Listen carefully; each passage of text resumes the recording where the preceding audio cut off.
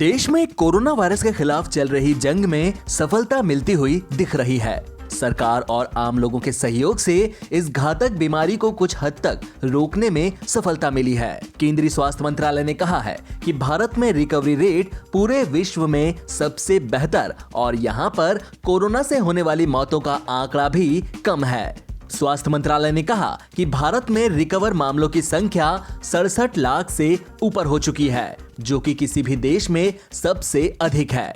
उन्होंने कहा कि हमने अब तक 9 करोड़ 60 लाख टेस्ट किए। ये विश्व की दूसरी सबसे बड़ी संख्या है। मंत्रालय ने जो आंकड़े मीडिया के सामने पेश किए, उनके मुताबिक भारत में अब एक्टिव केस 7,50,000 से भी नीचे है।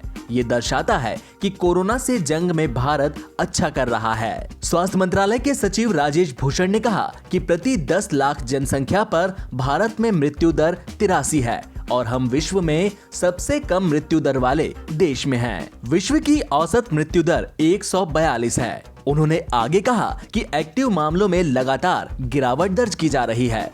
18 सितंबर को एक्टिव केसेस की संख्या 10 लाख से ऊपर थी और अब एक्टिव मामलों की संख्या 7,48,538 है। मंत्रालय ने बताया कि अभी कुछ इलाकों में कोरोना के रिकॉर्ड मामले सामने आ रहे हैं। उन्होंने कहा कि भारत के कुल मामलों में 64% केवल 6 राज्य महाराष्ट्र, कर्नाटक, केरल, तमिलनाडु, आंध्र प्रदेश और वेस्ट बंगाल से आ रहे हैं। इसके अलावा पूरे विश्व में पर मिलियन एक्टिव केसेस की बात करें तो भारत में सबसे कम है। कांग्रेस के पूर्व अध्यक्ष राहुल गांधी ने कमलनाथ के आइटम वाले बयान की आलोचना की है। उन्होंने कमलनाथ के बयान की आलोचना करते हुए कहा कि जिस तरह की भाषा का इस्तेमाल कमलनाथ ने किया वह उन्हें बिल्कुल पसंद नहीं है।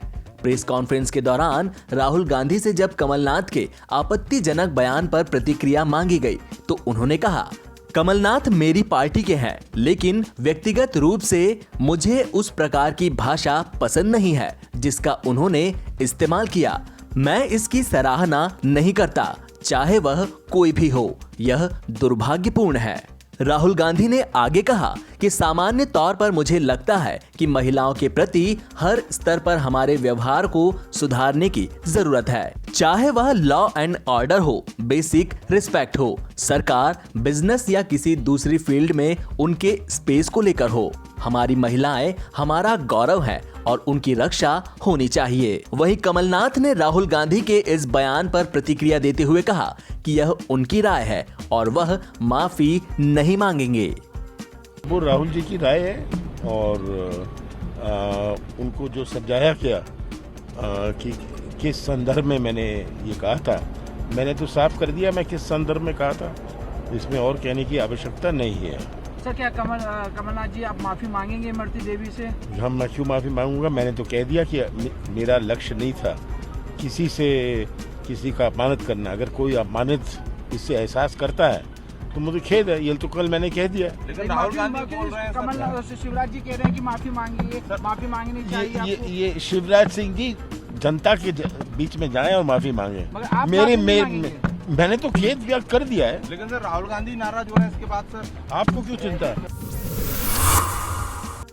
मध्य प्रदेश के पूर्व मुख्यमंत्री और कांग्रेस नेता कमलनाथ के आइटम वाले बयान पर अब राष्ट्रीय महिला आयोग की अध्यक्ष ने अपनी प्रतिक्रिया दी है। उन्होंने कहा यह बहुत निराशाजनक है। साथ ही उन्होंने कहा कि कांग्रेस इस मामले पर कमलनाथ के खिलाफ सख्त कार्रवाई करे।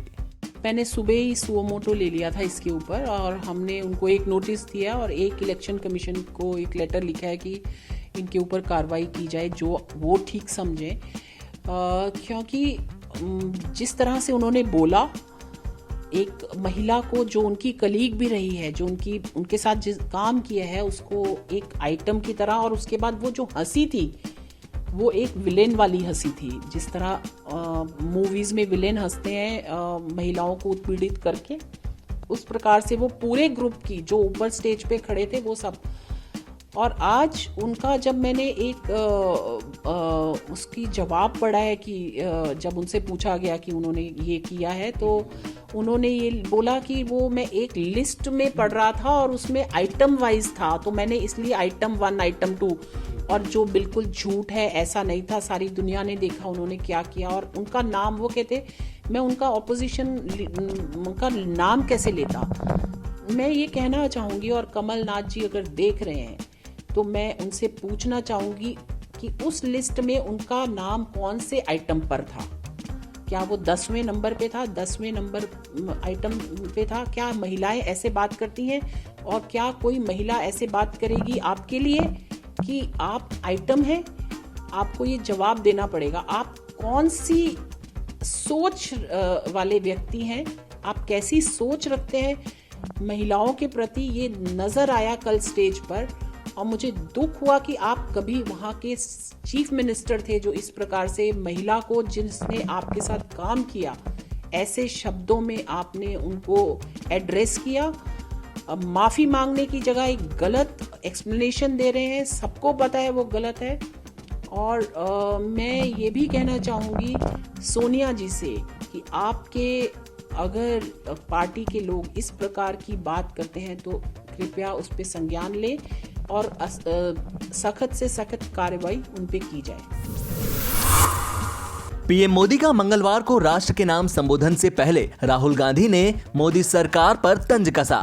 भारत और चीन के बीच पूर्वी लद्दाख में वास्तविक नियंत्रण रेखा पर बीते 6 महीने से जारी गतिरोध को लेकर राहुल गांधी ने पीएम मोदी पर निशाना साधा। राहुल गांधी ने कहा, मैं प्रधानमंत्री से सुनना चाहूंगा कि चीन भारतीय क्षेत्र को कब छोड़ेगा, लेकिन मैं आपको इस बात की गारंटी देता हूं कि प्रधानमंत्री में ये बताने की हिम्मत नहीं होगी। प्रधानमंत्री चीन के बारे में एक शब्द नहीं बोलेंगे। राहुल गांधी ने ट्वीट करते हुए कहा कि 6 बजे पीएम मोदी अपने संबोधन में ये जरूर बताइएगा कि आप चीन को हमारी सीमा से कब बाहर करेंगे। दरअसल कांग्रेस अध्यक्ष राहुल गांधी चीन के मुद्दे को लेकर लगातार प्रधानमंत्री मोदी पर हमलावर होते हैं। वहीं कोरोना वायरस महामारी के मद्देनजर पीएम मोदी कई बार देश को संबोधित कर चुके हैं। वे अपने मासिक रेडियो कार्यक्रम मन की बात में भी कोरोना को लेकर देशवासियों को सतर्क रहने की सलाह देते हैं। राष्ट्रीय जनता दल के नेता तेजस्वी यादव ने आज कहा कि बिहार में योगी आदित्यनाथ का अभियान राजद के लिए कोई चुनौती नहीं है। भाजपा निराश और दुखी है क्योंकि वे सत्ता में वापस नहीं आ रहे हैं। कोई चैलेंज नहीं है, इतने ये लोग परेशान हैं, हताश हैं, निराश हैं। अब इनको समझ में आ गया कि इनकी सरकार अब दोबारा बनने वाली नहीं है। देश की पूरी ताकत जो है हमारे पीछे लगाई जा रही है। हम अकेले हैं और ये सब कहते हैं अनुभवहीन है। तो हम तो इतना कहना चाहते हैं, हम तो एमएलए भी रह लिए, डिप्टी सीएम भी रह लिए, विपक्ष के नेता भी रह लिए। इसी 5 साल के कार्यकाल में मेरा जो अनुभव है 50 साल का हो चुका है। और दूसरी जहाँ तक बात है, मुख्यमंत्री पहली बार चुनाव लड़े थे 85 में, 90 में मंत्री बन गए थे। उनके पास कौन सा अनुभव था? और जब हमारे पास अनुभव नहीं था तो उन्होंने डिप्टी सीएम क्यों बनाया? हम तो चैलेंज करते हैं, मेरे 18 महीने के कार्यकाल के बारे में डिस्कस कीजिए as a deputy chief minister. हालांकि आप बताइए, अगर हम अनुभवहीन हैं तो आप मेरे पीछे पूरी देश की ताकत क्यों लगा रहे हो अपनी, सिर्फ एक छोटे से नौजवान को रोकने के लिए? यानी कहीं ना कहीं से ये साबित होता है कि लोग निराश हैं, परेशान हैं, घबराए हुए हैं। क्यों नीतीश जी का चेहरा काम नहीं काम चल रहा क्या? हम तो पूछना चाहते हैं।